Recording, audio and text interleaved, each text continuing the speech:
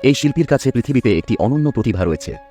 যদিও তিনি পর্দার আড়ালে কাজ করেন, তার পেইন্টিংস সারা বিশ্বজুড়ে বিখ্যাত। প্রথম দেখায় মনে হবে তিনি এলোমেলোভাবে পেইন্ট করছেন, যেন রং ছুঁড়ে দিচ্ছেন।